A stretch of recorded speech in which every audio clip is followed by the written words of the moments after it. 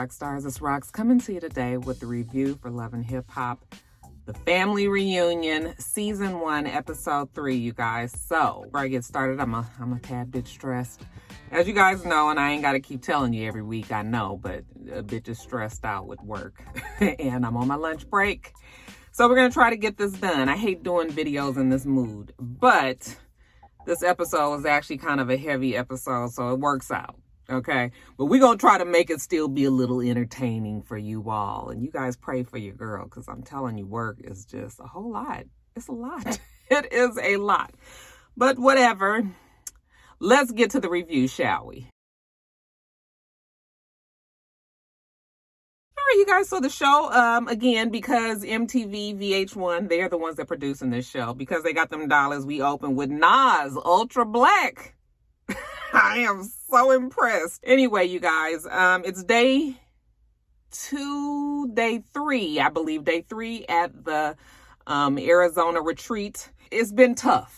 Bambi says that she's supposed to be having a good time. She's supposed to be there with her husband, and they're supposed to be having a little getaway. But it's been hard because she's got her mother-in-law there. Now she has his baby mama there, you know, and they ain't been on the best of terms. So this trip is turning out to be not all that it promised to be. So it's good that Sierra's having this spa day for the girls. You know, maybe she can relax and loosen up there. And then we see Sierra. I am in charge of... Why does she talk like that? I swear she has the strangest accent. Every time I hear her talk, she doesn't sound like she's from Atlanta, but I know she's born and raised here. But anyway, she said that she's in charge of the spa day, and she's going to get this together for the girls, you know, so they can just all come and collectively relax and regroup. So Trina and Joy aren't coming because after the night before, I don't know what they did because it didn't seem like it was much going on, but I guess they, you know, she says that they just need to sleep in. Okay, old bitches got to sleep in. Yandy is getting ready for her Black Lives Matter event that she has that evening. And she didn't think that it would be comfortable for at least Bambi and maybe the whole group if Erica came. So, and then, of course, the mothers aren't going to be there. So we ain't got Mama D and we ain't got Juicy Judy. But the rest of them, they're all going to come. And she's got mimosas. And, you know, she's just going to have a nice spa day for, like I said, everybody to relax and regroup. So when all the girls come, we got Bambi, we have April, we have Paris, we have Carly and Carly's daughter, and, of course, Sierra. When they get there, you know, the girls are all appreciative of what Sierra's doing, everybody except for Bambi. I mean, Bambi does appreciate it, but she says it's just hard for her. She can't relax. Like, you know, even though this is nice, you know, she just, in the back of her mind, she's got all this other shit that's going on. And, you know, the girls are trying to encourage her, like, you know, you need to just try to really enjoy the day. This is your day away from everything. And then Sierra comes in.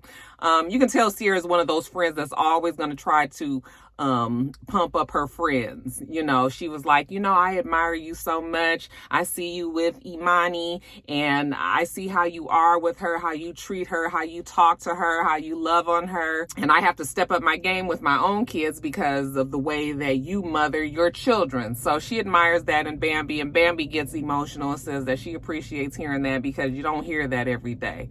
You know, I think she was saying without saying that being the stepmom has been, well, I guess it does come with whatever dramas that it comes with off of the scene that we don't see. And even being a biological mom, like, you know, her being a new mother to these two young kids, sometimes it is thankless. Like, you be there, people just assume you the mama, you don't need no help, you know, you got it all, especially if you were like how kind of I was, which was the type to not ask for help, and I needed the help. But I'm not an ask for help. If you guys don't know me by now, I'm not an ask for anything kind of person. So I usually am just like, I'm gonna do it myself. If I can't do it myself, then it just don't get done. So when you are like that and you've got two young kids and you're exhausted and you're frustrated and, you know, you feeling like nobody appreciates you, you know, you can feel the way that Bambi feels. So I get it. Okay. So she's, she gets emotional, and she says it feels good to hear something like that from somebody that, she loves and that loves her, that, is not going unnoticed. And then Sierra says, she feels so good that she and Carly have made up. Carly was like, I am too. It's like a weight is lifted off her shoulders, and Carly felt the exact same way. Even April was impressed with what they've been able to do. She was like, it makes me and Paris's beef seem so minuscule. And I was like, what was y'all beef? It was stupid. Paris turned that big old fight, and April both turned that fight on that reunion into something way bigger. Paris was mad that April didn't tell her that she was with Fizz. Like, y'all had a full you a bitch screaming match over that. Like, just stupid. Like, Paris just wanted, they just wanted airtime. And that's how that went. So it was minuscule, if it was even any beef to begin with. Sierra goes on to say to Carly Red's daughter, Jasmine, how much Carly Red loves her, and how, she'll stop everything for Jasmine. And, she starts crying. Jasmine does. And, Carly gets up and rushes over to her, and Sierra rushes over to her, and they start giving her a hug. And Bambi was just like, oh, I'm just really loving this moment. Like, just to see the mother and daughter love, and Sierra, and Carly back friends and all that. So they're all over there having a love fest.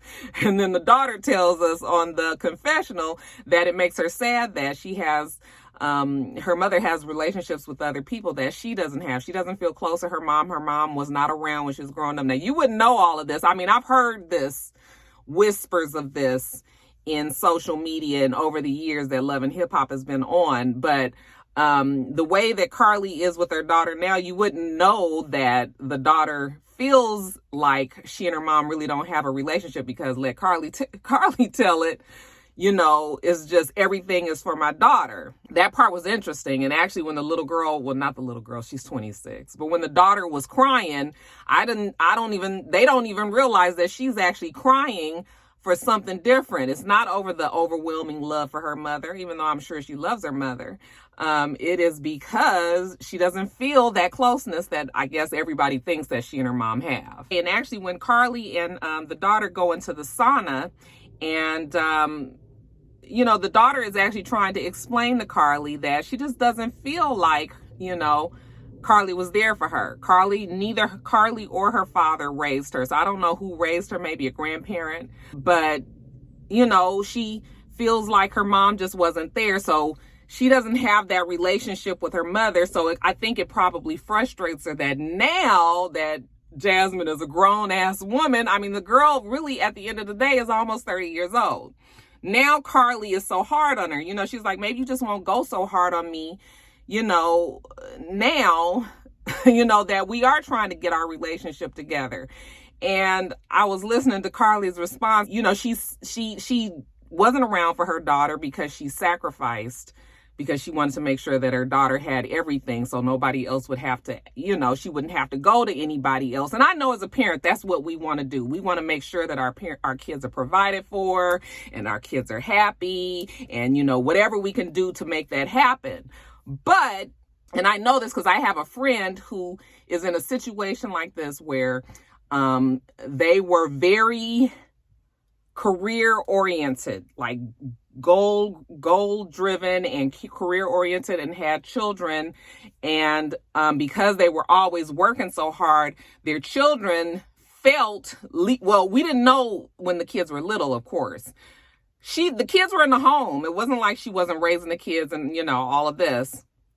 My friend, it wasn't like they weren't raising their child. They're raising their children. And then now that the children are all grown, they have resentment towards their mother in particular, but towards their parents, because they feel like you worked so hard and you was working all the time. You was gone, you was traveling, you was doing this, you was doing that, and you weren't here, And sometimes we can just be trying to provide so much for everybody, but the kids want your presence. They want you to be there. Okay. They want you to be able to come to, teacher night, and they want you to be able to come to open house, and they want you to be at their recitals, and they want you to do, so while you out there just really burning the candle on both ends and really just trying to make it happen, when you look down the line 20 years later and your kids are grown, then of course now they're just like, I mean, you wasn't even around. And then in the parents' mind, we be thinking like, well, fuck, I was working hard so I can make sure that when you graduate, I was able to get you a car, and I could, when you did this, I was able to do that. And, so when Carly was giving her response, I just was like, wow, we, as parents, sometimes we just don't listen to our kids. I am guilty of that too. So I'm not being hard on Carly, because it's a natural thing. You try and explain your side, and, sometimes it just doesn't go. That was what I got from Jasmine and Carly's thing. It's just sort of like Carly is now overcompensating and trying to be extra hard, trying to be that parent now. And like I said, the girl is almost 30. Like, you can't really tell her what to do now. She has respect for her mom, and it sounds like, she's going to do what her mother says. But, you really can't be just like all telling them what to do and ordering them around and being super hard on them. And, they are completely grown now, So anyway, I guess I talked about that long enough. But yeah, it was an interesting conversation. So that's what I got out of that. Bambi and Sierra talk. It almost sounds like Bambi might be going through a little bit of postpartum, because I've heard her say a few times that she doesn't feel like herself. And that's a lot of what new moms say. This feels like, okay, y'all, I'm on my soapbox. Y'all know I took psychology classes for my major. At one point, I thought I was going to be a psychologist, but, Bambi keeps saying that she doesn't feel like herself. And when she tries to tell Scrappy that, and of course, Scrappy always got his own issues and, what all he got going on and how he's stressed out and he got to take care of this, that, and the other. And so I feel like Bambi might just be feeling like she's not, new moms and babies, young, and that shit is tough. She feels taken for granted, all of the things that I think new mothers feel. So it's not, so it's a legitimate qualm. Then Sierra says that, she felt the same way when she had her kids, so now it feels validation that Bambi is saying these things. I think it's something that as time goes on, as the kids get bigger and they're able to do for themselves. And a lot of times, fathers, they are more active as the kids get older. Like, they not really baby people. So, they don't really help you the way that you need the help with babies. I don't know if Scrappy's that way or not, but I'm just saying sometimes that happens. So maybe, he'll step in as they get a little bit older. Little boy can get on teams and play ball, and then that's when the dad can step in a little bit more and all of that. It's all a bit about teamwork, you guys. They just have a good talk. They talk about raising their children, talk about not necessarily letting your children see you fight, because Bambi and Scrappy she says everything is a fight, everything is an argument, and we need to be better examples for our children, and making sure that they know how to communicate with both men and women, how to have healthy relationships, all that. Okay. So, it was like a therapy session happening with the women anyway. We even see Paris and April talk. And I guess they get past whatever their issue was. Paris, like I said, was just upset that April didn't tell her that she was, seeing Fizz. And April was like, yeah, but we weren't really friends like that. I guess on the show, they made it seem like they were, and that Paris and April was hanging out a lot and all that. And even Paris was like, shit, I went with you to Chicago. And I thought I was a friend like that. And I was up here arguing for you and doing. I said, girl, still. We already know why the girl was trying to keep it a secret, because she was being shady and wrong, trying to be with Fizz, knowing that he was a bandmate of her baby father that she was already in a contentious child support case with, and all of this. So, the girl was keeping it quiet for a reason, and then now you was up here going all extra hard for her when everybody knew she was lying. And also, I was just like, oh, Paris, my phone is about to die. By the way, I got on my I'm a rock star sweatshirt. You guys, don't forget, you can go on Teespring. My link is going to be in the bar below, and you guys can click on there and you can get all fun type of things. I like this logo. I think it looks better on black. I think it looks best on black now that I've seen it on other colors as well. So anyway, it says I'm a rock star. Yeah, baby, I'm a rock star. Now we see Jock with his son. I think the son's name is Armani, and they're having a walk. And he said that he brought his son to this weekend because, you know, he just wants to keep him close. I guess the son, 19 going on 20, you know, he's out there. He's trying to live his life and everything. He's gotten into some trouble, got arrested for doing donuts in front of Jock's club. They love to do donuts out here, you guys. Actually, it's a big problem in Atlanta. They do a lot of street racing and a lot of crowds gather, and it's on the news all the time.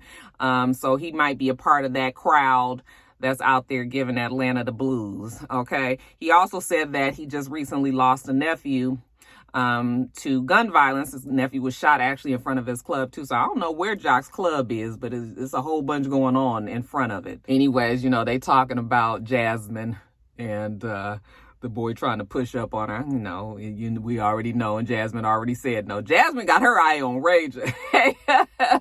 No, she probably don't. But Jock gonna ask him if he got rubbers and all this, you know, got to be the responsible dad. But anyway, they have a conversation about life and, you know, how Jock is always trying to make sure that his son is good. And I guess it comes off as being preachy to the son. And the son was like, I just wish you wouldn't be like that.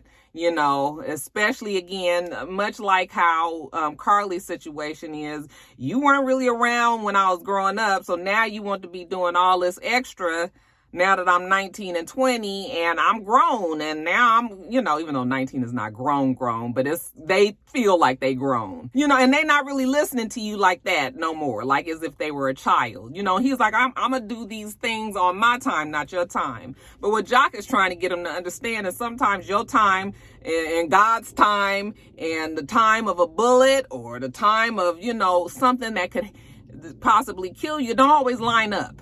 Okay, so Jock is just trying to get him to understand that his life is precious. And, you know, again, what parents try to tell their kids.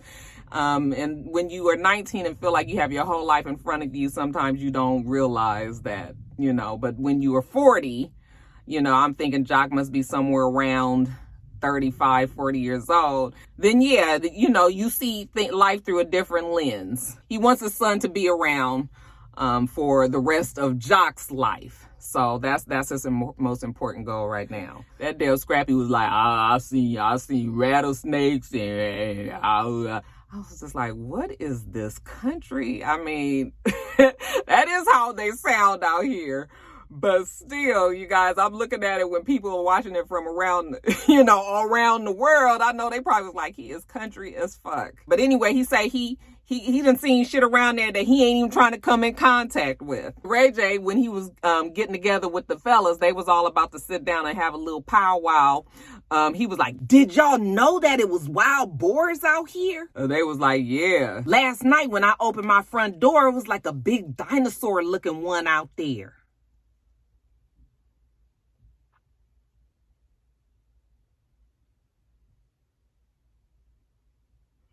But let me tell you, if any one of these jabalinas mess with...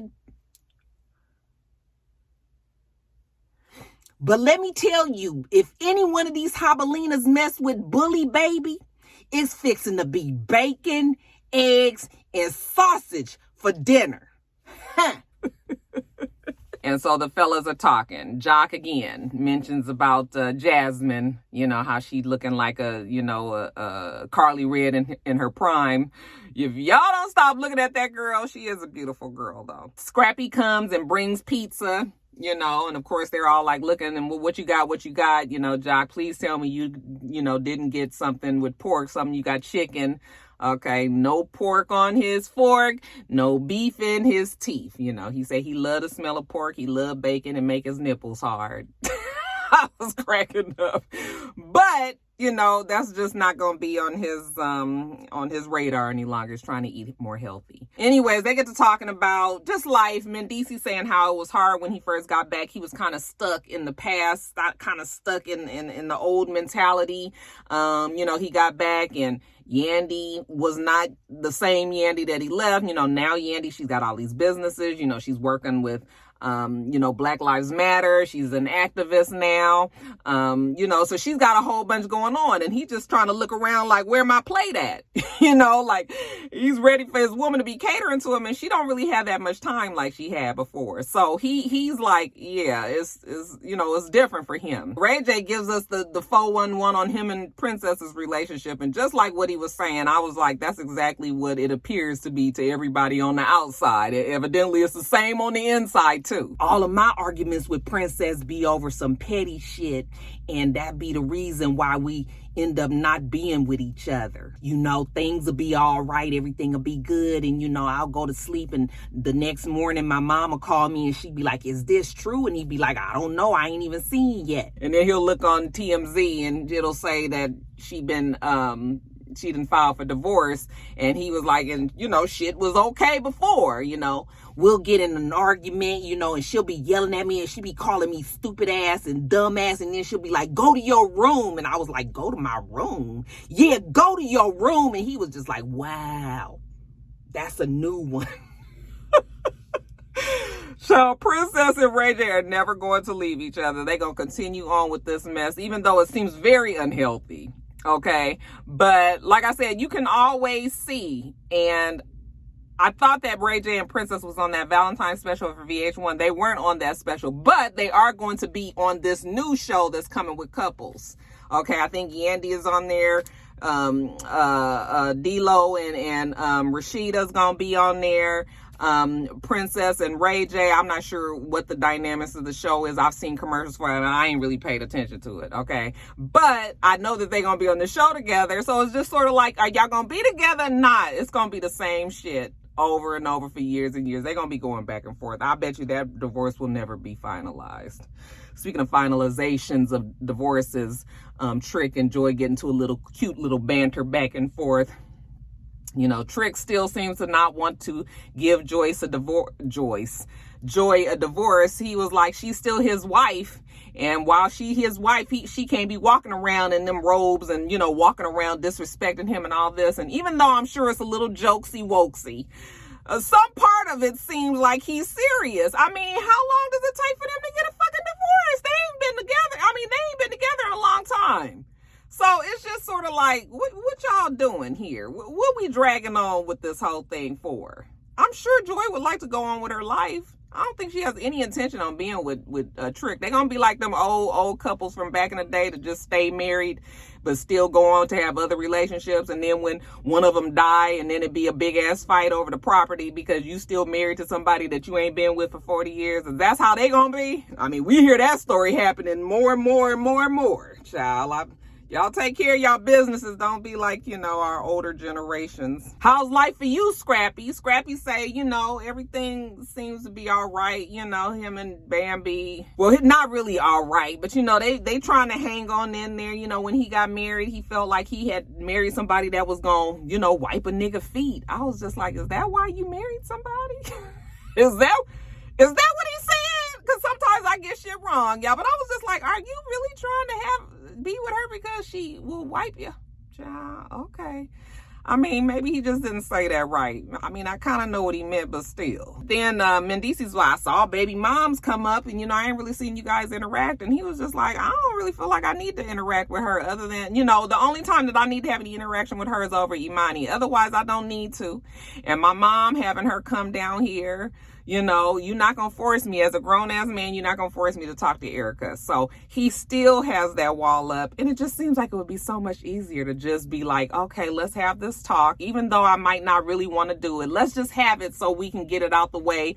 But he just stubborn. No, he not doing it. He don't feel like he need to do it. Well, I don't know how they going to get past that.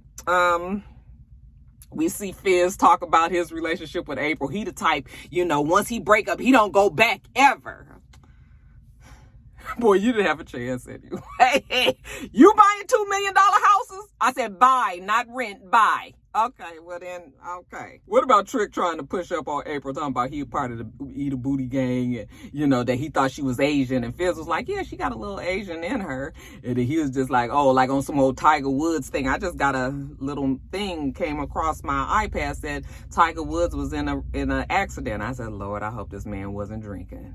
They said that he rolled over his car. He was injured in the accident. So I'm sure I'll talk about that more on top of the blogs if it's more to that story. But anyway, so anyway, they're sitting around talking. Mendeece's talking about how important it is to be a father. Like, all of this is going on. You know, the men just having it, chopping it up. And then Jock, he's looking at his phone and he takes this big, deep breath. And I was like, what is it about to be now? Okay, because I'm always waiting for the drama to come with Jock. But actually, you guys, it was serious. This was when Mo 3 got killed. Remember I talked about that in top of the blogs when he was shot on the highway? Okay, well, this was real live time when Jock found out about it, and he was so upset. And you know, when I see a man cry and I know that it is like heartfelt, true, like I felt sad for him.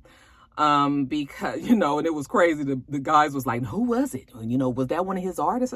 Can he just be upset about a friend of his getting killed? You know, it wasn't an artist. I think this was just somebody that Jock had connected with. And, you know, Scrappy was saying that, you know, when you get out of when you able to make it and when you were a celebrity and, you know, all of that, then it don't pay you to stay in the hood. But I'm thinking to myself, like, Mo 3 got killed on the highway. I don't know if he was in the hood like that, you know. So I've been talking so long, my lunch break gonna be done. Let me finish up talking. But anyway, yeah, that does make sense though. Yeah, when you are, oh shit, my phone is about to die. You plug in the charger and then the damn key is not in the car.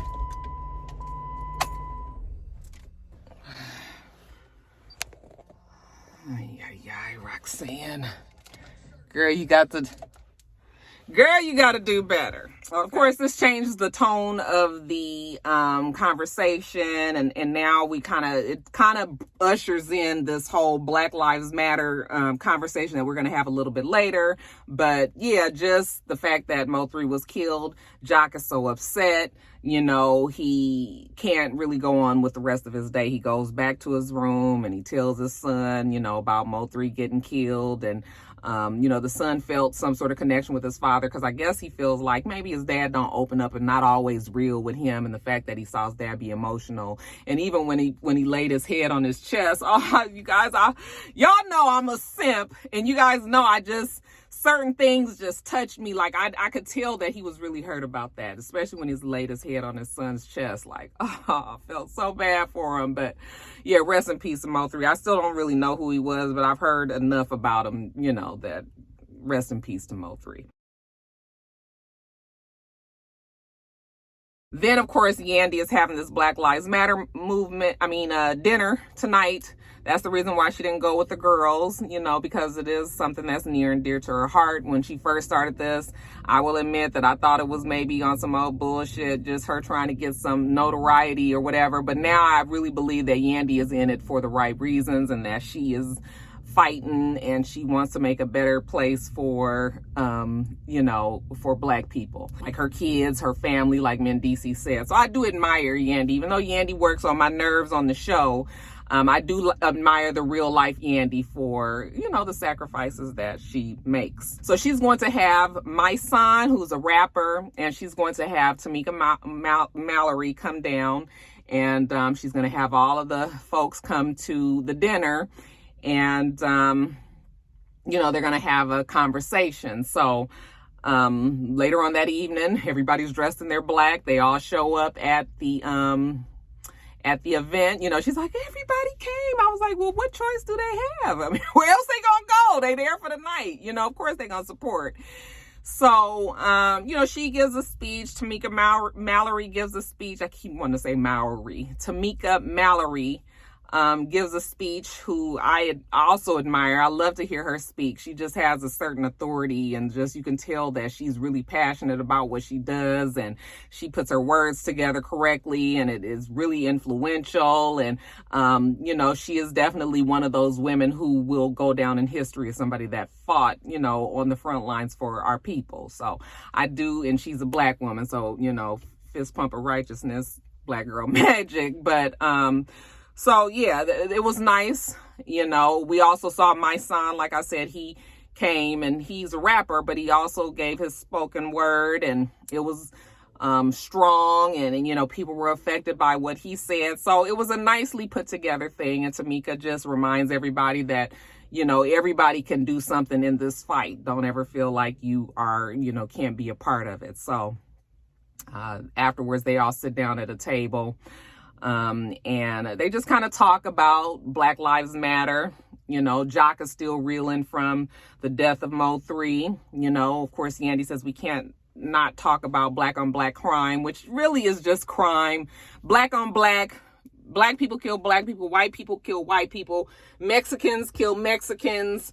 So it's like, yes, Black people are killing Black people, but that is just what the setup is. You kill who is in your community. I mean, you know what I'm saying. So even when you hear people say it's something that we need to correct, it's just sort of like crime that Black people commit instead of saying Black on Black crime. But we're assuming that Mo 3, I'm assuming that he was killed by somebody Black. So it ties in with what they're talking about, Black Lives Matter, and how Black people need to be part of a community again, put neighbor back in neighborhood. Now it's all just being about the hood, but everybody, we all are together, and we need to be looking out for our neighbors again, So, I mean, it was cool, but it was heavy. It was a heavy episode. Actually, it felt like they were trying to make it be more dramatic at the beginning, and then real stuff did happen, and it kind of, but first the show was starting to feel like a filler, and then it started to feel more like, okay, we just kept this kind of a somber mood throughout the whole entire episode. Why is my phone getting dark? So it was a heavy episode. Like I said, it worked out well because I'm stressed out today. I need to get on back to work. I've been down here talking too long. All right, you guys, that is it. Let me get off of here, get back to work. Make sure that you rate, comment, and subscribe to the channel. I'm itsrox. The channel is for itsrox, and everything else I do will be in the bottom bar. All right. So I hope that you have a wonderful, wonderful rest of your day, and I plan on doing the same. Till next time, rock stars. Bye.